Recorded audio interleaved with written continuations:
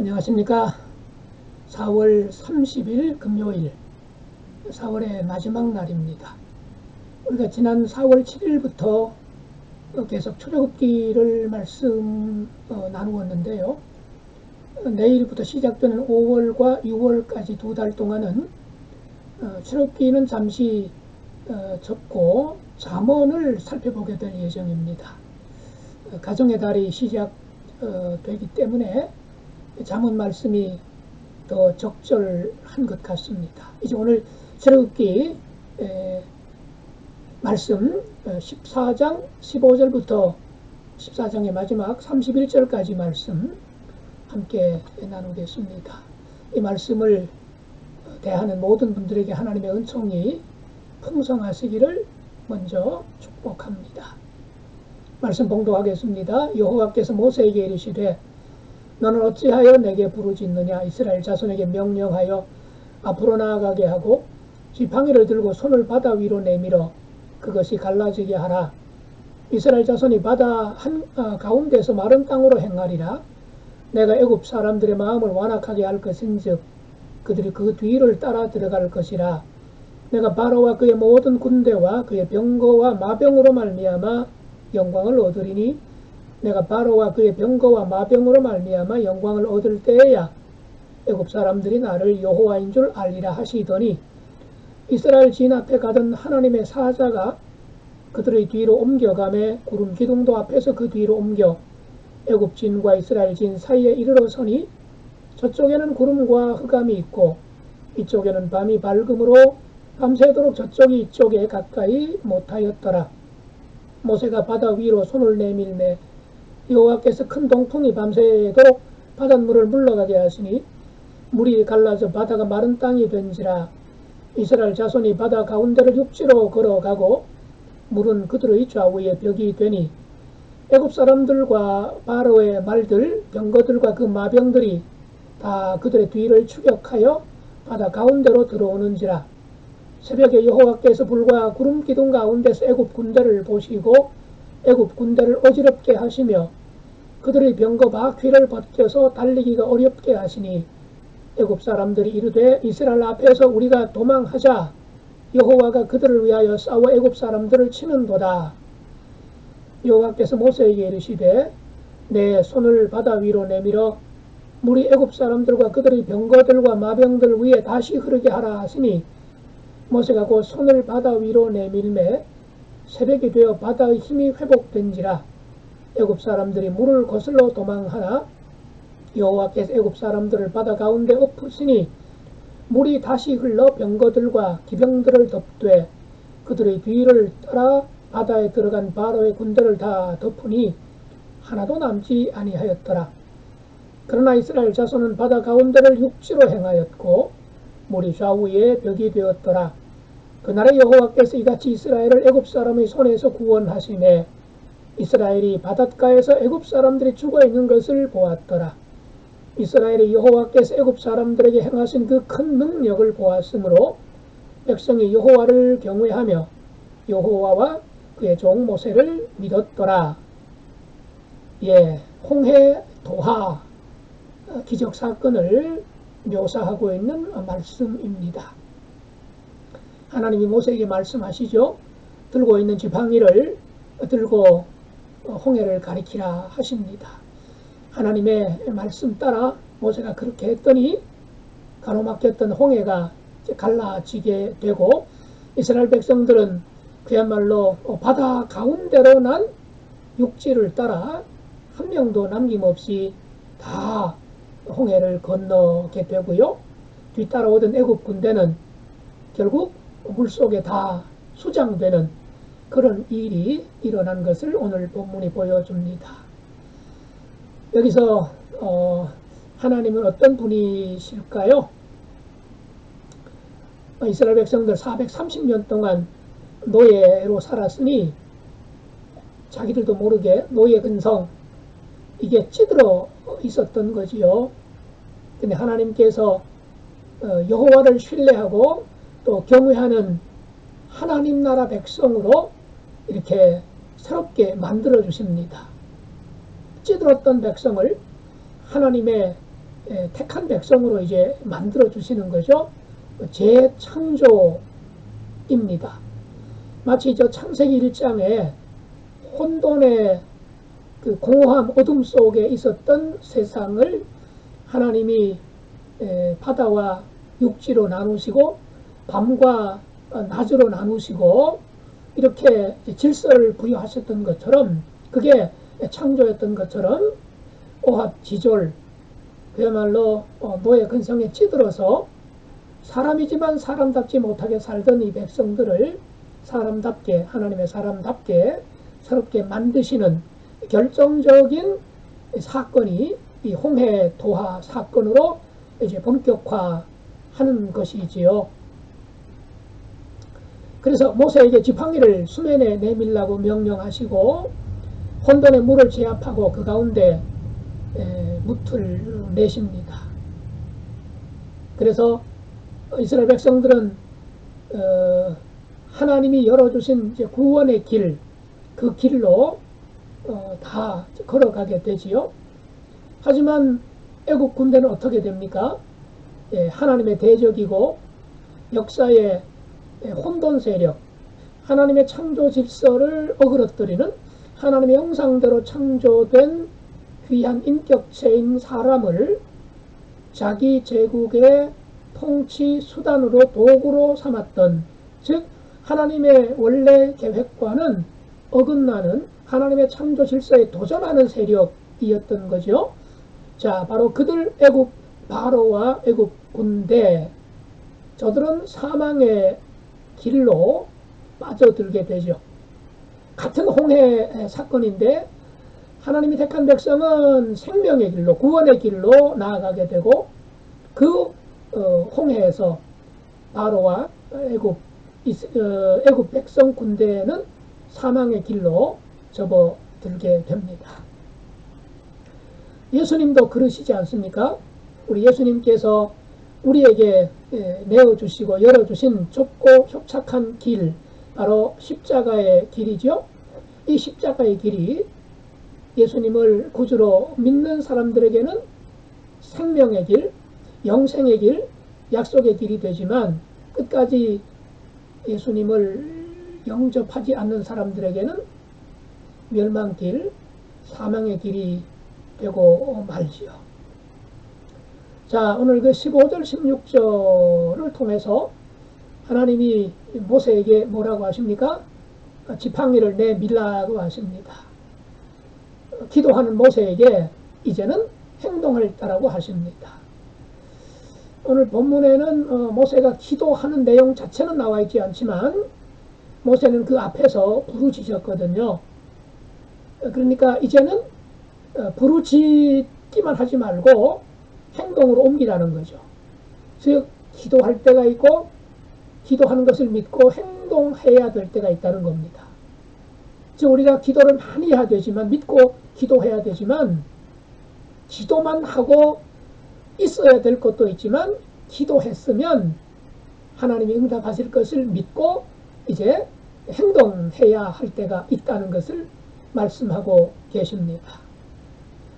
그래서 구원을 요청하고도 하나님 살려주십시오, 하나님 건져주십시오 라고 부르짖고 기도하고도 행동하지 않으면 홍해는 열리지 않았겠지요. 하나님은 지팡이를 내밀라, 행동하라, 그렇게 말씀하셨고 모세는 그 말씀에 순종해서 지팡이를 내밀었습니다. 그랬더니 홍해가 갈라지는 기적을 체험할 수가 있었던 거지요. 마찬가지입니다. 믿어야 될 때가 있고 믿음 안에서 실천해야 될 때가 있습니다. 바로 순종은 기도의 일부이고 하나님의 응답을 체험하는 시작인 줄로 믿습니다. 자, 그 다음 17절, 18절에 나타난 우리 하나님, 저 애굽 그 군대들, 또 바로의 완악함과 저들의 그 뒤쫓아오는 추격은 겉으로 보면 정말 이스라엘 군대를, 백성을 죽음으로 몰고 가는 세력이었던 것처럼 보이지만 알고 보니까 어떻습니까? 다 하나님의 계획 안에 포함되어 있었습니다. 하나님의 구원 섭리 속에, 하나님의 구원 프로젝트, 하나님의 구원 로드맵 속에 저들의 추격까지 다 포함되어 있었던 거죠. 그런데 우리는 그걸 다 보지를 못합니다.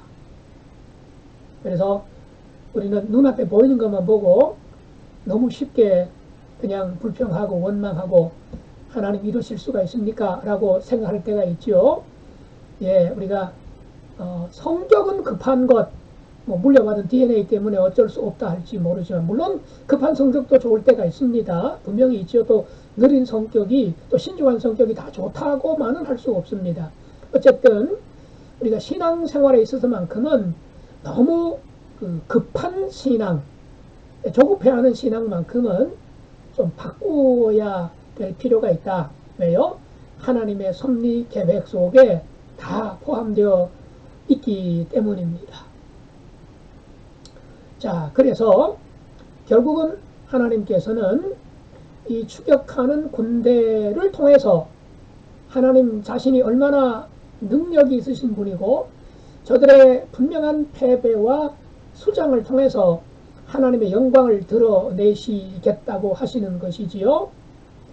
마찬가지 우리가 이 참 현대사회 속에서 또 코로나19 상황 속에서 여러 가지로 힘들고 어려운, 그리고 아무리 이 가난으로부터, 이 경제적 어려움으로부터 또는 삶의 고난으로부터, 고충으로부터 벗어나려고 아무리 발버둥치고 도망가려고 해도 쉽게 우리를 놓아주지 않죠. 벗어나지 못하게 하죠. 마치 애국 군대가 바짝 쫓아오는 것 같은 상황으로 느껴지는 것 같기도 합니다. 자, 그렇지만 하나님은 우리를 따라오는 그 어떤 것도 끝내 그냥 두지 않으시고 거기로부터 우리를 건져주시고 또 막아주시고 지켜주시는 하나님이라는 사실을 잊지 말아야 되겠습니다. 다윗도 시편 23편에서 그렇게 고백했잖아요. 선하심과 인자하심이 나를 따르리니 라는 말씀, 거기 시편 23편에서 따르리니 라는 그 단어하고 여기 애국 군대가 이스라엘 백성들을 추격했다는 단어가 사실은 똑같은 단어입니다. 그러니까 애국 군대가 따라오는 것과 하나님의 선하심과 인자하심이 따라오는 것, 이게 같은 단어인데 결국 어떻습니까? 애굽에 따라오는 것이 하나님의 인자하심과 막아주심의 따라옴을 당하지 못하고 완전히 패배하고 말았습니다.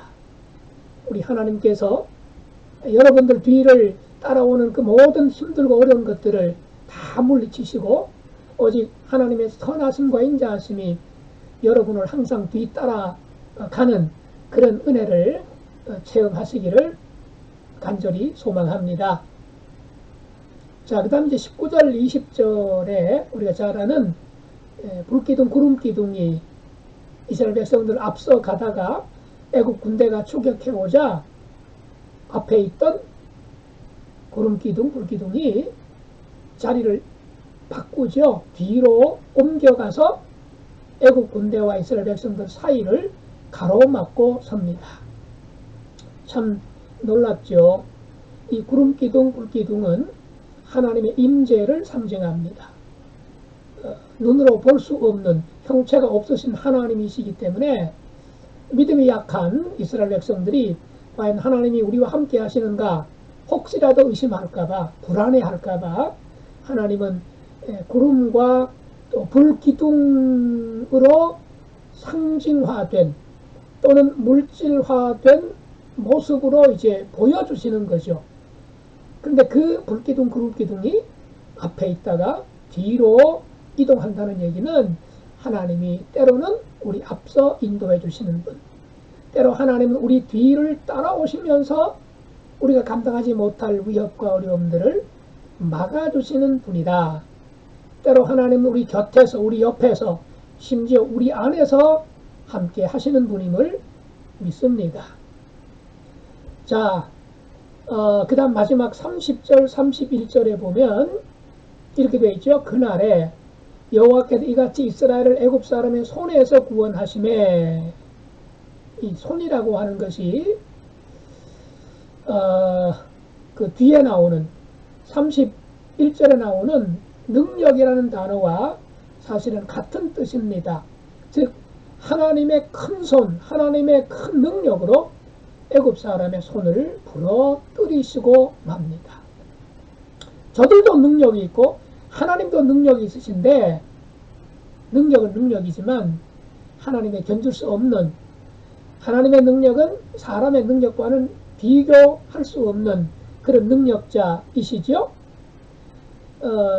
이렇게 되니까 바로 앞에서 홍해를, 가로막혀 있는 홍해를 보고 또 뒤쫓아오는 애국 군대를 보고 모세를 보고 원망했던, 불평했던, 우리를 여기까지 데리고 와서 죽게 하려고 하느냐, 우리가 언제 구해달라고 한 적이 있느냐, 우리를 왜 여기까지 데리고 왔느냐, 우리를 여기서 죽이려고 데려왔느냐, 차라리 우리가 애굽 사람을 섬기는 것이 낫겠다, 이렇게 불평했던 이스라엘 백성들, 홍해를 보고 애굽 군대를 보고 그렇게 불평하고 원망했잖아요.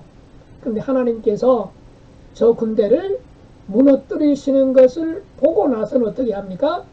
하나님을 믿었고 하나님을 경외했고 또 모세를 믿었다 그랬습니다. 어제도 우리가 말씀을 나눴지만 보이는 것 전부 보이는 대로 보면 안 된다는 거죠. 또 무엇을 보느냐가 굉장히 중요하다는 것입니다.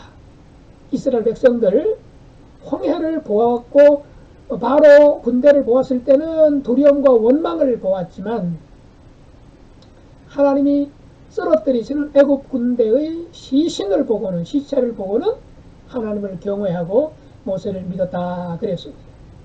그러니까 무엇을 보아야 될지, 어디에 우리의 시선을 집중해야 될지 분명하게 다시 한번 좀 확인하는 그런 하루.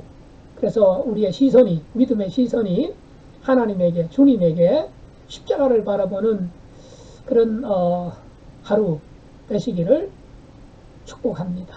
기도하겠습니다. 하나님 우리 아버지 감사합니다. 홍해를 바라보고 애굽 군대를 바라보았을 때는 두려움과 원망했던 백성들이었지만 하나님은 참고 기다리시고 끝내 저들을 애굽 군대의 시신을 보게 하심으로써 하나님을 경외하는 백성으로 또 모세를 믿는 백성으로 다듬어 가시는 것을 보았습니다. 우리의 연약함, 우리의 부족함을 꾸짖기도 하시지만 우리를 눈뜨게 하시고 우리의 신앙을 한 단계 한 단계 상승시켜 주시고 업그레이드 시키시기 위해서 인내하시고 참으시고 기다리시는 하나님 감사합니다. 오늘도 이 하나님을 우리의 하나님으로, 우리의 아버지로 고백하며 살기를 원합니다. 주님 우리 앞에서 인도해 주시고 우리 뒤에서 막아 주시고 우리 곁에서 우리와 함께 하시며 우리는 주님과 함께 사는 그런 하루 될 수 있도록 도와주시옵소서. 4월 한 달 동안도 이제 출애굽기 말씀을 중심으로 날마다 말씀을 대할 수 있도록 하신 하나님 감사합니다. 내일부터 시작되는 새로운 한 달 5월 그리고 6월도 잠언 말씀으로 하나님과 함께 동행하는 저희가 될 수 있도록 역사하여 주옵소서. 감사하오며 예수님의 이름으로 기도드리옵나이다. 아멘.